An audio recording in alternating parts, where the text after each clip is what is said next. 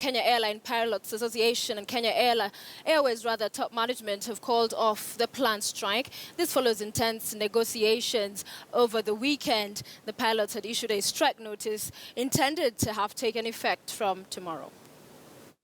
Teas are relieved tonight for hundreds of passengers after the Kenya Airline Pilots Association, CALPA, and Kenya Airways Board of Directors reached a truce to call off an impending strike. A joint meeting between union officials and Kenya Airways top managers, chaired by Labour Cabinet Secretary Phyllis Kendie, broke the deadlock after several hours of intense negotiations. The meeting held behind closed doors ended at about 4 p.m., paving way for a final meeting at State House, Nairobi.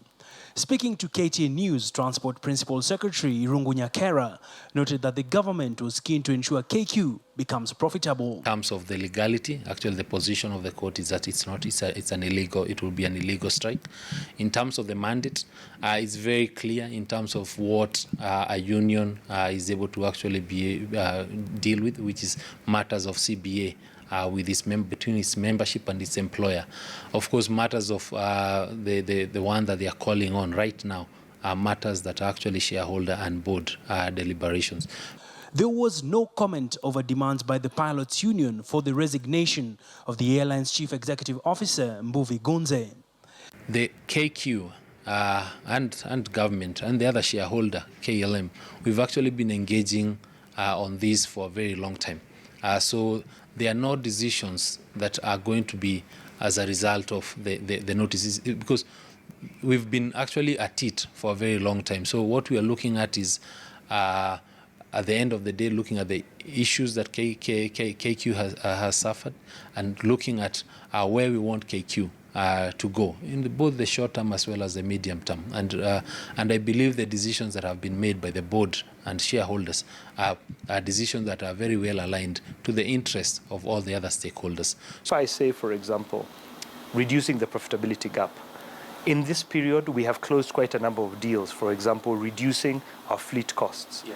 We've sold aircrafts, we have subleased others, and combined, those will be saving us from next month $8 million a month, 800 million shillings a month in terms of fleet costs.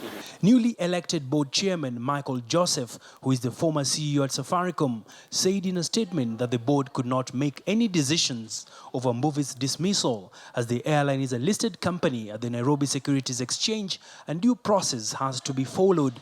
And as pressure continues to mount for the sacking of KQ CEO Mbuvi Gunze, who the union officials have accused of running down the airline, the national carrier is yet to recover from major cancellations over the weekend. Currently, we've seen losses from the cancellations. As you say, indicate we had about 5 cancellations yesterday, but also be clearly that these cancellations were not on the back of pilot strike.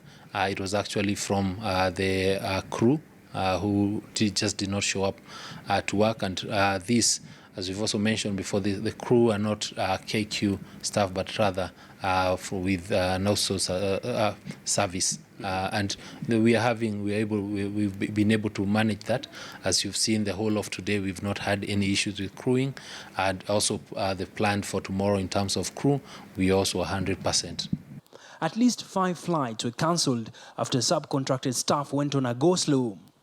With reduced turbulence at the airline, observers will be keenly watching developments at Kenya Airways, which is the 3rd largest airline in sub-Saharan Africa, flying to over 50 destinations in the world. Abiyagina, KTN News.